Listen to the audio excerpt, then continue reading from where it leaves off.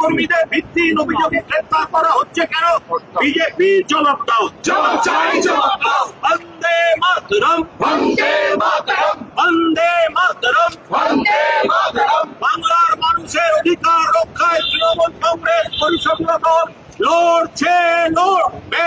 লড়ছে, লড়বে।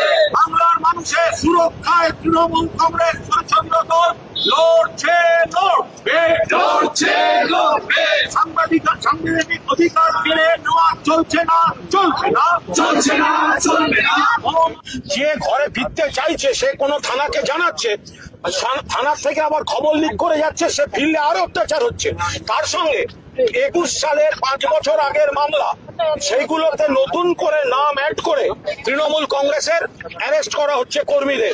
এই সমের বিরুদ্ধে, এইসবের বিরুদ্ধে। এবং যখন বিধায়করা থানায় যোগাযোগ করছেন কোনো সদুত্তর দিতে পারছেন না, অথচ তারা তাদের রাজধর্মটা পালন করছেন না। এর বিরুদ্ধে আজ আমরা পরিষদীয় দল, আমাদের দলনেতা শোভনদেব চট্টোপাধ্যায় তার নেতৃত্বে আমরা এখানে সংবিধান প্রণেতা বাবা সাহেব আম্বেদকরের মূর্তির নিচে তৃণমূল কংগ্রেস পরিষদীয় দল মাননীয় দলনেত্রী মমতা বন্দ্যোপাধ্যায়ের নির্দেশে আমরা আজ এখানে কর্মসূচি প্রতিবাদ করছি। একটু কি দেরি